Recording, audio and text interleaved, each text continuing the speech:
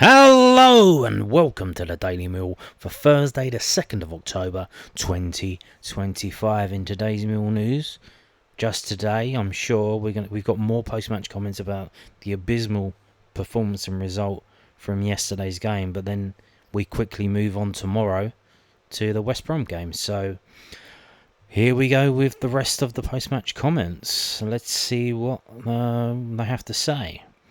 This is from bbc.co.uk. It is the, you can see here, Mill conceded soft goals to Coventry, says Alex Neil. And they've got a video, but I'm not going to play it. So this is, or I think it might be an audio interview with BBC Radio London. So Mill missed the chance to move into the Championship playoff places on Wednesday night after suffering a 4-0 home hammering at the hands of Coventry City. We missed too many chances and we conceded some soft goals, Alex Neil told BBC Radio London. A lapse of concentration from Millwall centre-back Tristan Crammer gave the visitors a lead in the first half.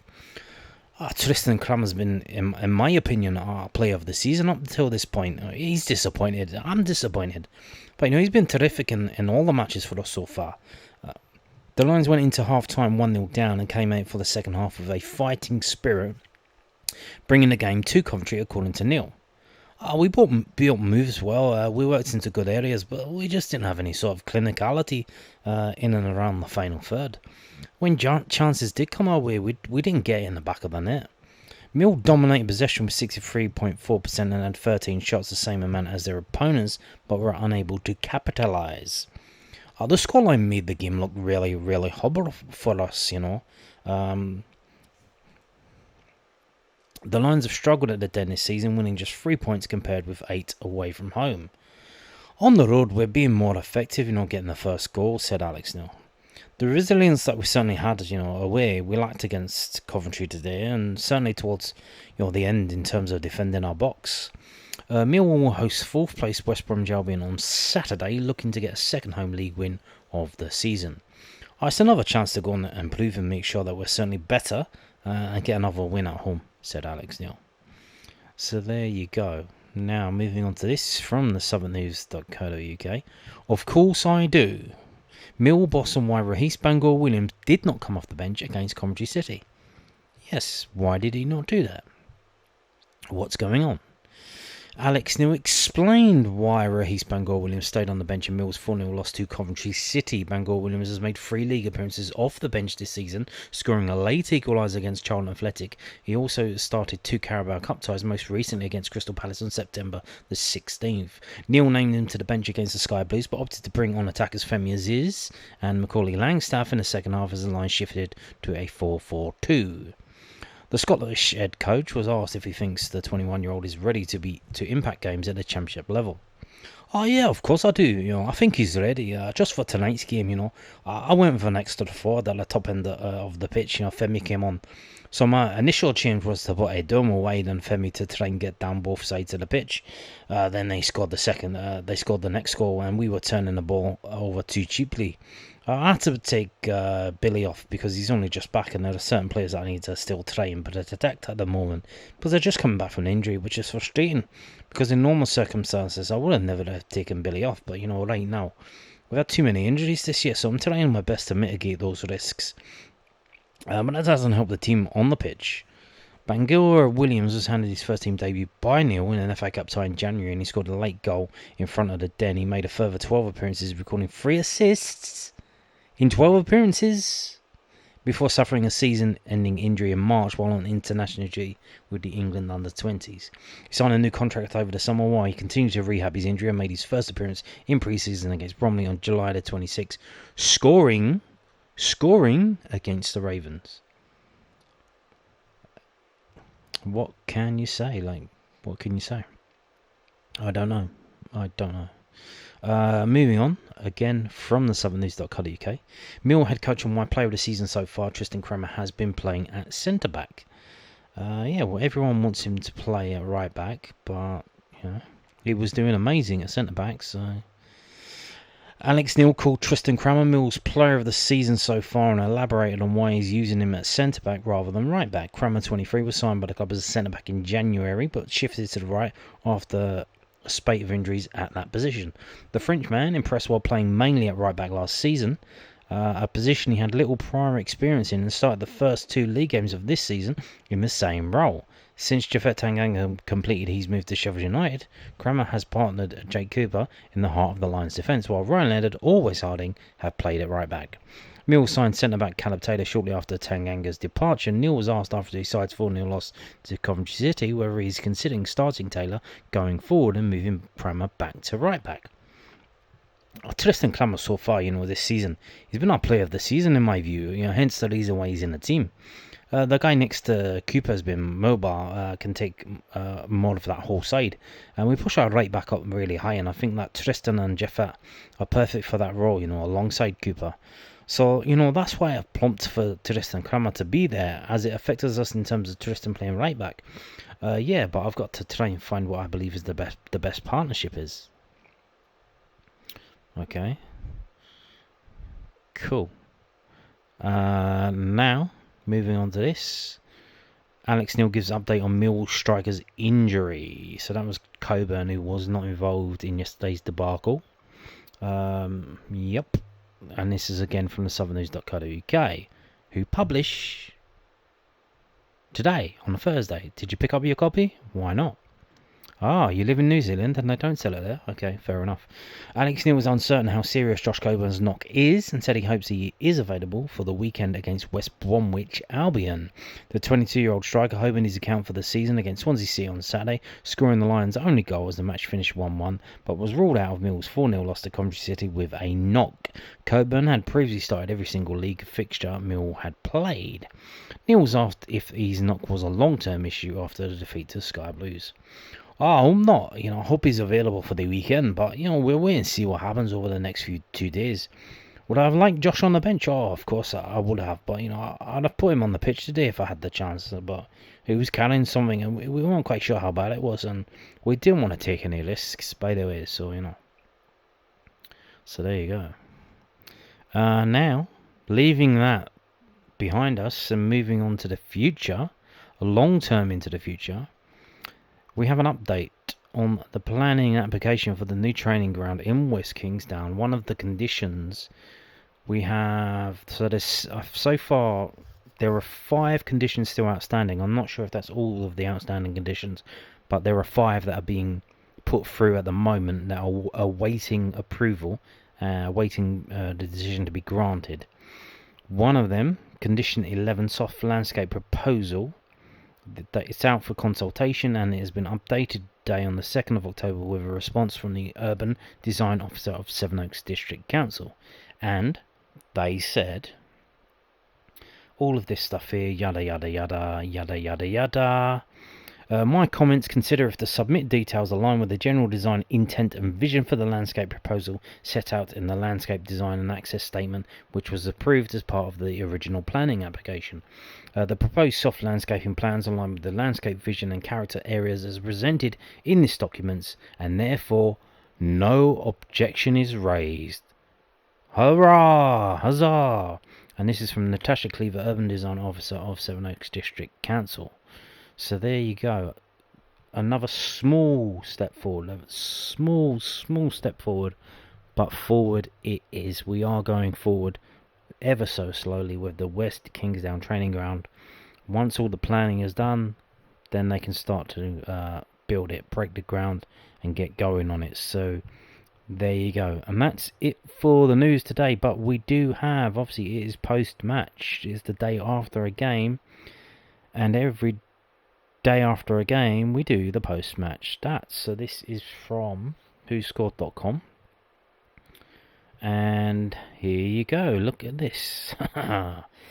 Strengths and weaknesses. Millwall stole the ball often from the opposition. But Coventry created a high number of chances relative to their possession, were effective at creating goal scoring opportunities through individual skill, and from the flanks, and from counter-attacks, and from set pieces, were strong at finishing. Millwall were poor at finishing. We gave away a lot of free kicks around the box. We were caught offside often, and we committed a high number of individual errors. Yeah. Indeed. We favoured long shots, we attacked down the right hand side, and we dominated possession. If you look on the right, you can see the top performers in the ratings, in total shots, in tackles, and in dribbles. So we have Derek Mazusako having 6 tackles in that game, Wes Harding with 4, Billy Mitchell with 3, Joe Bryan with 2. So how does that work out when we had more possession than them, but we are having to do more tackling? That's... did they just literally just let us have the ball because they know we're shit with it? That's kind of crazy. They weren't even trying to get the ball off of us. They've got one player that's got 2 tackles. They weren't trying to tackle us. Just, they're not going to break us down. Let them have the ball. Let Millwall have the ball. They're not going to break us down. They're going to get close to our area. And then they're going to shoot wide, or just cross it out for a throw in. That seems to be the plan. Kamel Negley had 4 shots in that game. 4 shots. Which is, maybe we should play him up front instead of Ivanovic. Maybe it might be a bit better. Seeing as he's our top goal scorer. If he's going to not put in the effort, not run around, play him up front where it doesn't matter, he can just be activated when the ball goes near him. You can see, the ratings wise, obviously Coventry are massively better than us there in the ratings. So let's move in back to the middle. Attempts on goal, 13 for us, 13 for them. 10 to 6 open play, 3 to 6 set piece. So they had more set pieces than us. 0 to 1 counter attack. Their 4 goals from their 13 shots is a 30% conversion rate, which is insane. That is the kind of level that you would get when Millwall would play a non-league team like Lee RMI. 30% conversion rate. That is insane. They were going down their left-hand side.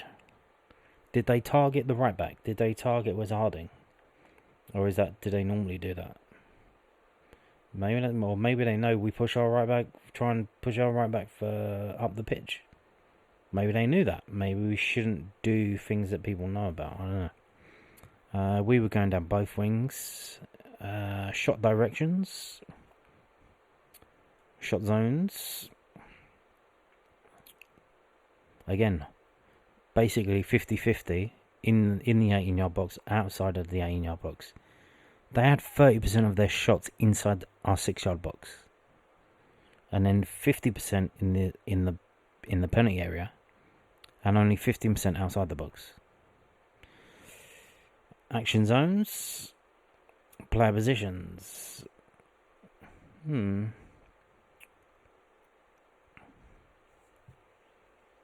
So quite clearly a 4-2-3-1.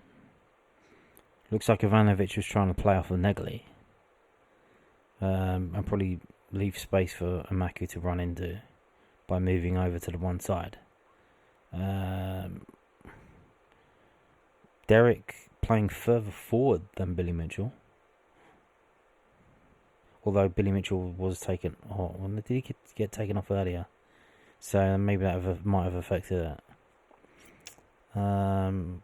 Okay. Now, let's move on to this. Here's the match events. Yellow card for Joe Bryan. They scored on the 29th minute. Cards for Adji Wright and Billy Mitchell. They make a first change, which was kind of weird at the time. I don't know why they made that change.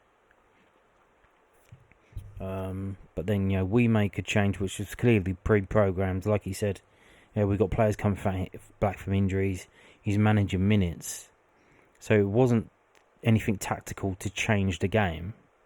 Straight after that, we go 2-0 down. They make changes before we do. They're 2-0 up. And then we make our changes. Were these changes already lined up? Or did we respond to their changes? So, okay, this is what they're doing. We do this. But that didn't work because, 6 minutes after that, they score the third goal. And they make another change. And they keep going right until the end. If we go down here, if you look at the club badges, top left, top right, the average player rating for Mill was 6.04, and for Coventry is 7.06. That is a whole digit higher, a whole integer higher. 6 versus 7. That's the average. And you can see, if you go down to the ratings, the average is being dragged down by Bender, 4.5. 4.5 he got. 4.5. Crammer, 5.3. Again, I think the clash of heads affected him, and he didn't say anything about it. So again, because he had an absolute nightmare, and that explains it, because before this game he was absolutely amazing. So yeah, Ivanovic 5.9. So who actually got the highest score for Millwall? It is Billy Mitchell. No, Cooper 6.7. Billy Mitchell 6.6, and Harding 6.5. Negley 6.5. Joe Bryan 6. They've given an error to Bender and an error to Crammer. I would assume, if we go down, you can see on the timeline where they are. So it looks like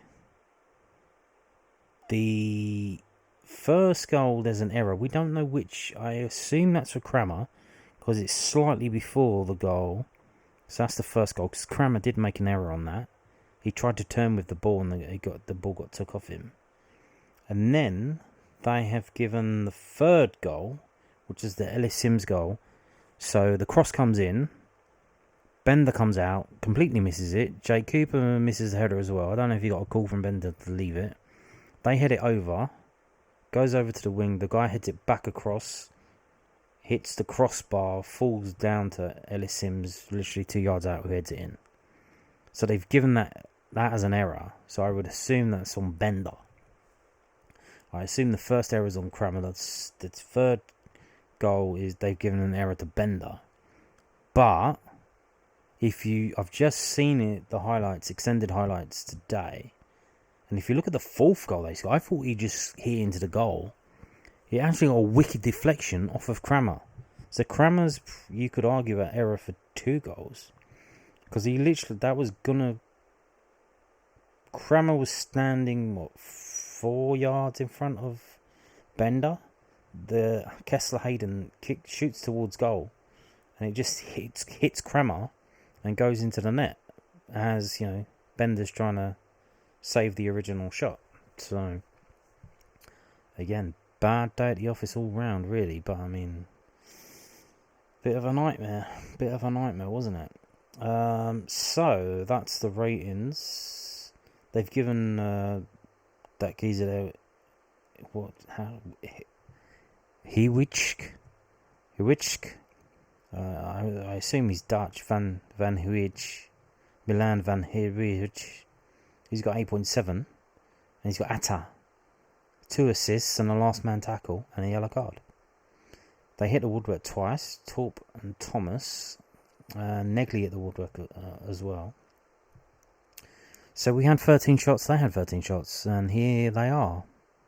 So you can see, off of the bench, the lads were putting in the shots, but Ivanovic with 3, Negley with 4, and Emaku with 2. Possession, again, every time, as long as I've been doing this, any time we have more possession, we very rarely win the game. 63-36. And look, 9% of the match time was with Joe Bryan. 7.8 with Cooper. 7.7 with Crammer. So it's literally, guys, you guys have the ball, but as soon as you get near our area, then we're going to close you down. Pass success percentage 81-68. Maybe that's. I did see a headline, I haven't pulled this story up, about Lampard wasn't happy. So maybe that's what he wasn't happy about, their passing. Because he's saying something about, improvements for Sheffield Wednesday. So, Jesus, they just won 4-0. I guess, if your passing's so bad, not the best, is it? But then you look at us, 91% Mazu Sakho, 87 Condell, 85 Mitchell, 88 Cooper. It's just Wes Harding 63 and Ivanovic 40. Namaku 53. The lowest there. Dribbles 5-5. Aerials 125-13. And you've got Cooper with 6, Cranmer with 4, Bender with 1. He came out for 1 and actually got it. Tackles 19-10. Again, this is weird. We had more possession, but we had more tackles. They only had 36% possession, but we tackled them more than they tackled us. Make that make sense. Make that make sense.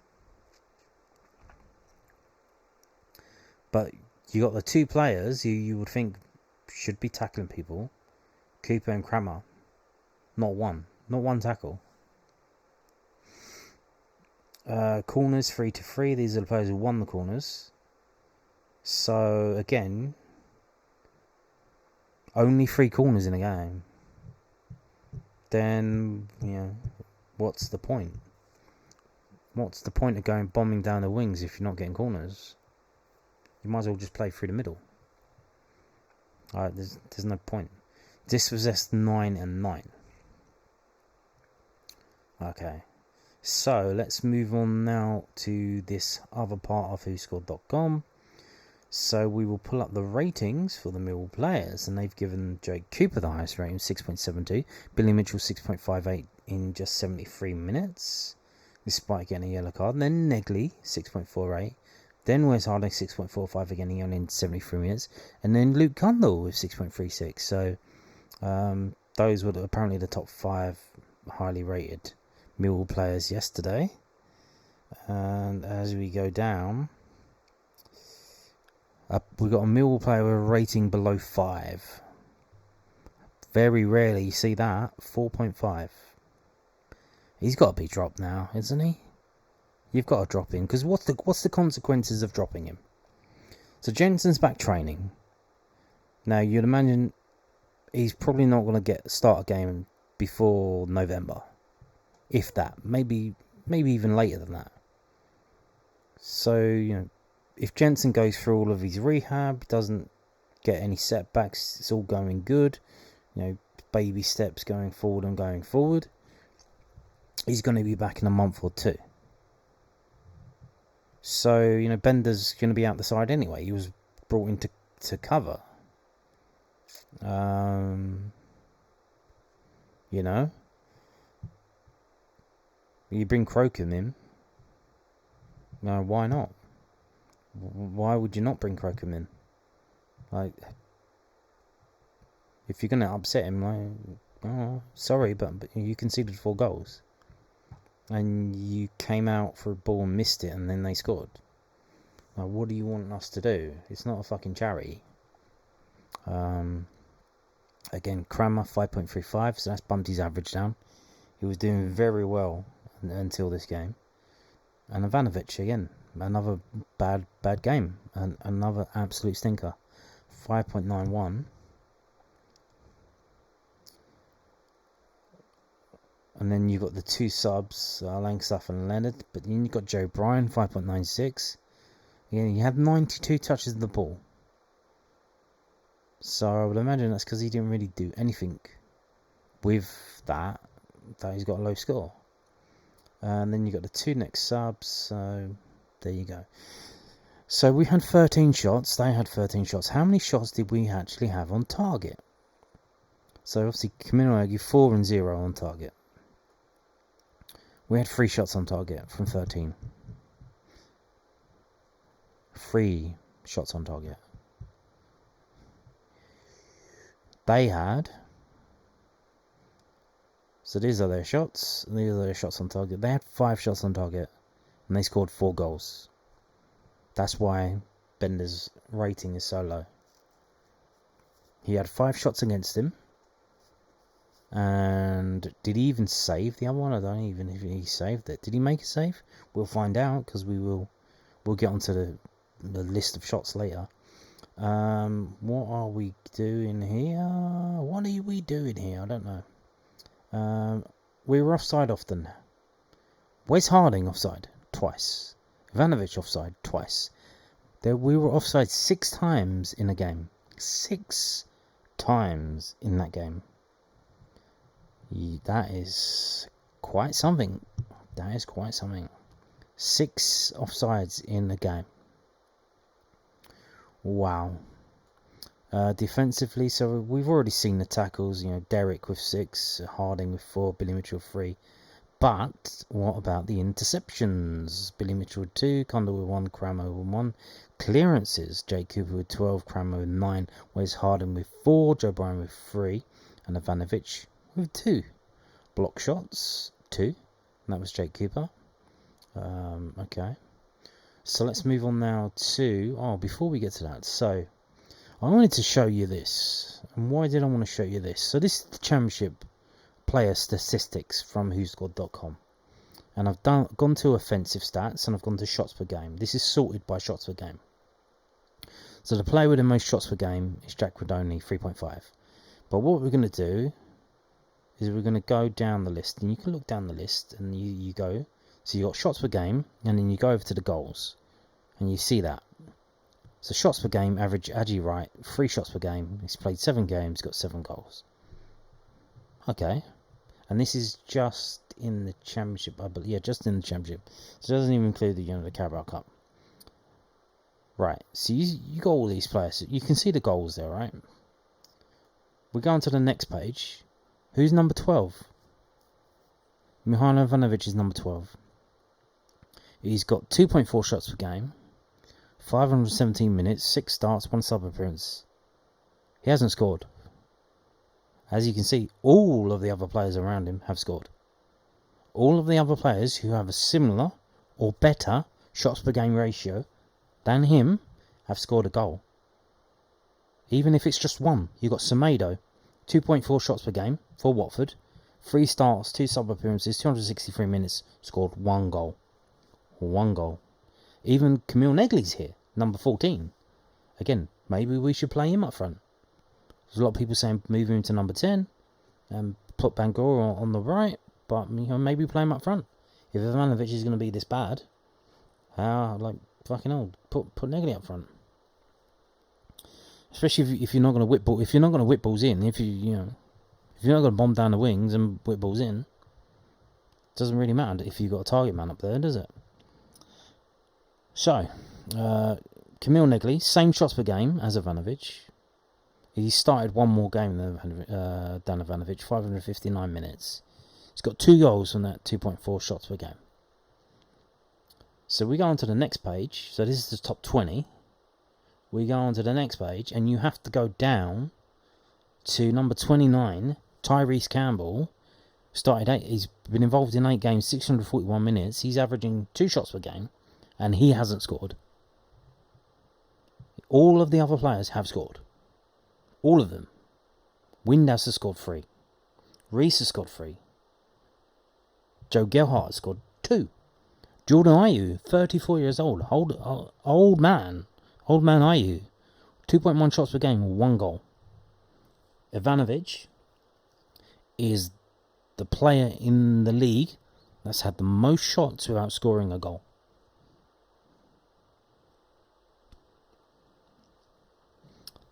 So, that's certainly something to discuss, is it not?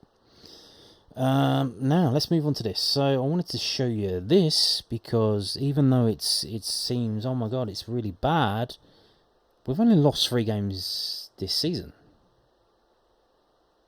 But, 2 of them have been, all 3 of them have been abysmal performances. I was more upset with the Charlton performance, and we managed to draw that game. I was ranting and raving after that game. You could say, well, we didn't lose the Crystal Palace game, we drew the game. We lost the tiebreaker, which was the penalty shootout.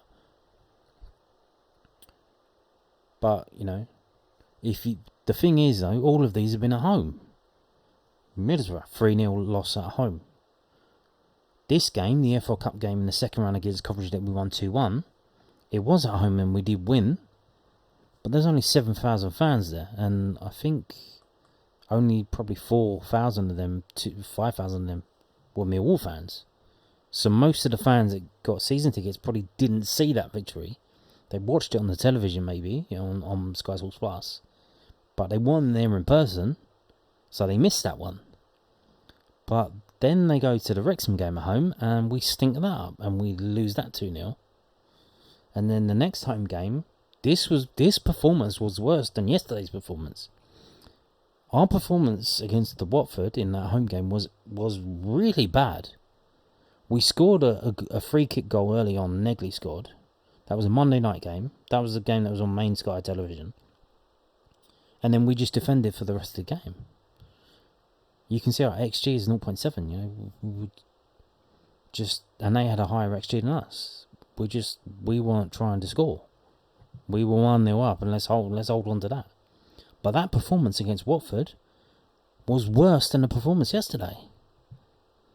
But, we won 1-0, and this performance, this one, we lost 4-0. Bizarre. But yet again, another home game, and we've lost it.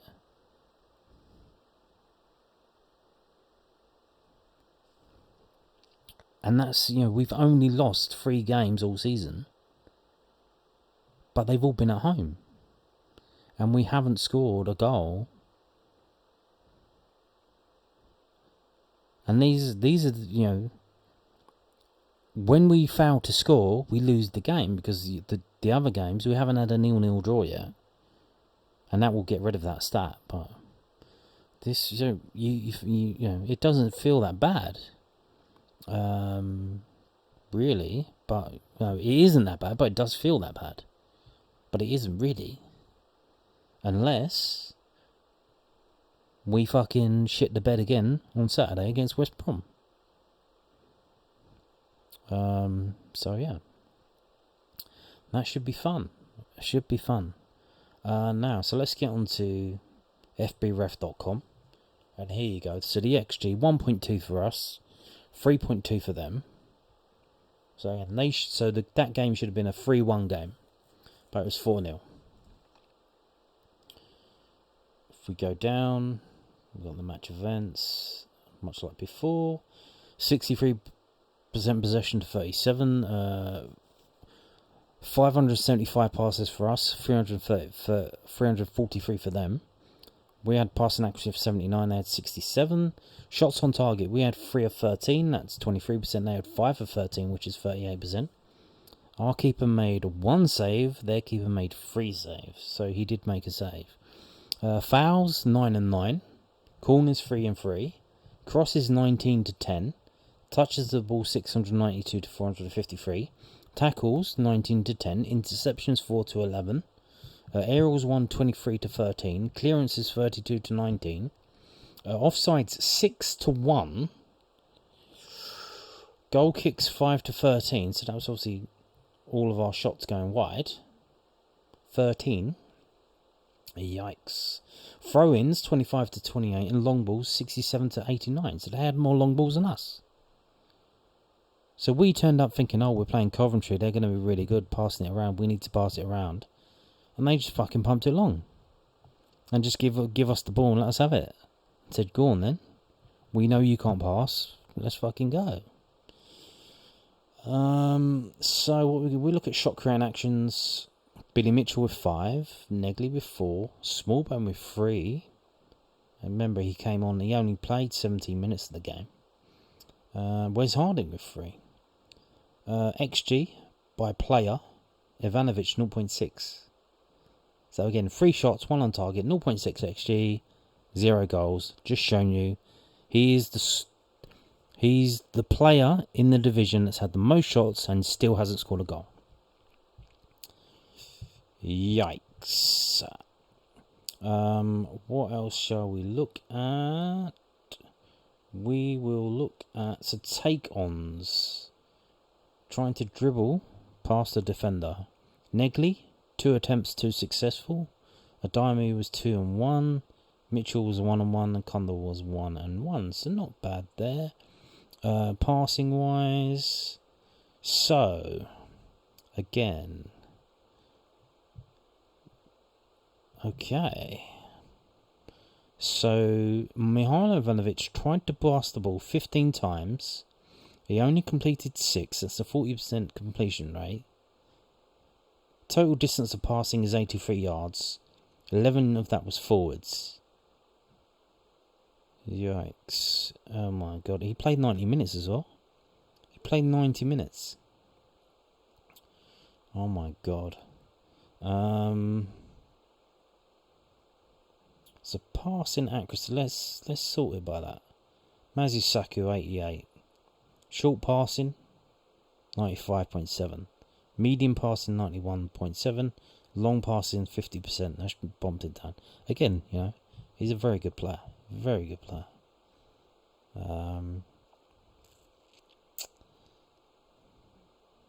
Okay. Anyone stand out for having a stinker? Not really. I mean, okay. Pass types.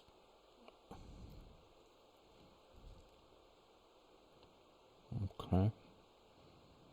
Defensive actions. Tackles and where they were made. 7 tackles in the middle third. 1 in the attacking third. That was Derek. So Derek 6 tackles, 3 tackles 1, in which he won possession. So you can tackle a player and not get the ball off of them. But 6, and 3 of them he got the ball back. 3 in the defensive third, 2 in the middle third, and 1 in the attacking third. Challenges. So someone trying to dribble past you and you tackle them. Emaku tried 1. Nope, didn't get it. Negley, again, didn't get it. Billy Mitchell, 3 and 3. 100%. Joe Bryan, 1 and 1. Wes Harding, 2 and 2. Mazu Saku, 4 and 6. Possession-wise... So, carries of the ball. Touches... Go back. Touches in the attacking penalty area. 22.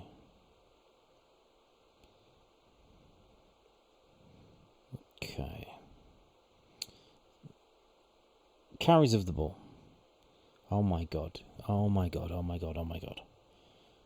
Ivanovic got on the ball 7 times in 90 minutes for a total distance of 10 yards. 10 yards. Man, talking about dropping Bender, you got to drop Ivanovic. I mean, like I said, I'd rather play Negley up front and then you can have other players involved. At least, you know, Negley get on the ball and, you know, dribble about with it or do something, you know, hold the ball up. Fucking hell, 7 carries of the ball for 10 yards. That's you. Like I said, you're playing with 10 men. You're playing with 10 men. Langstaff had 17 minutes on the pitch. He had 5 carries of the ball for 17 yards. He done more than Ivanovic, who had 90 minutes on the pitch.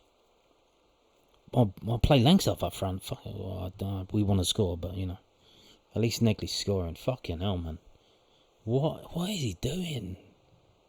His fucking head's gone. He's forgotten how to play football. What are we doing here?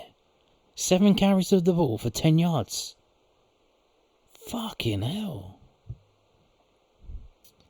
And then you can contrast that with Camille Negley. Everyone says, oh, he's lazy, he's not running about. 38 carries of the ball, 212 yards, 123 yards progressive distance, which is towards the opponent's goal line in yards. Not bad, eh? Billy Mitchell. 38 carries of the ball, 235 yards, so even more than Negley. 125 yards of that was progressive distance. Fucking hell. Femi Aziz came on, 27 minutes on the pitch, 9 carries of the ball for 51 yards, 33 yards of that was towards the opponent's goal line. And even Ryan Leonard did more. He was on the pitch for 17 minutes, 8 carries of the ball, 17 yards total distance, 9 yards progressive distance. Fucking hell, man. Look at this. This is dog shit. This is bad. So bad. Yikes, man. Miscellaneous stats. So we've seen aerial duels won, but how many did they lose? Like, you could win a lot, but you could lose a lot as well. Yeah. Well, here we go. 50-50 for Ivanovic. 1 lost. Langstaff 1 and 2. Negley 2 and 1. Kundal 2 and 1. Femiziz 1 and 1. Let's go down. Jake Cooper 6 and 1. So 1-6, lost 1. Kramer 1-4, lost 1. Wes Harding 3 and 1. And Bender 0 and 1. So let's go down to Bender. Shots on target against 5, goals against 4, saves 1, save percentage 20%. Oh dear. Was that his birthday today? Is it his birthday today? It says 27,000. No way, it's his fucking birthday today. Was he out on the piss before the game?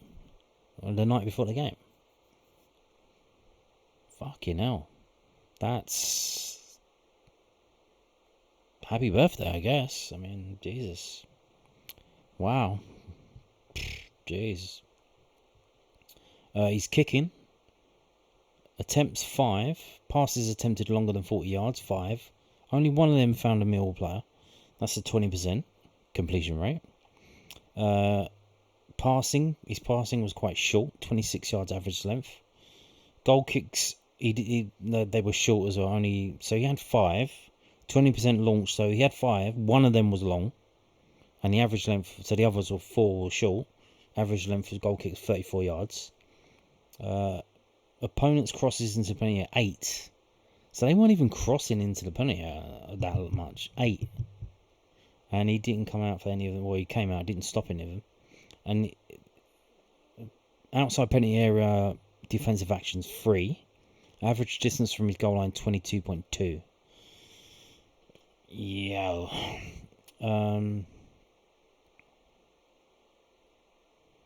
So let's get down to the list of shots. Wow, look at the second half compared to the first half. Second half, that's half time. These are all the first half shots, and they have most of them. We only had 2 shots in the first half. Come out, we have shot in the first 3 shots the second half. And then they have their spell and they end up scoring. And then we have even more shots right at the end. They counter-attack us because we're just going for it. Which, fair play. We're 2-0 down. Fair play's going for it, but we end up losing 4-0 and everyone's shitting their pants. So after 19 minutes, blocked Woodwork. Maku blocked 18 yards right foot. Saved 25 yards right foot. So maybe they took him off because he was taking the piss shooting too much. Maybe he wasn't happy with him shooting all the time. Maybe, I don't know. Off target, Asante, 10 yards right foot. The goal, 3 yards left foot. This was the Kramer mistake goal.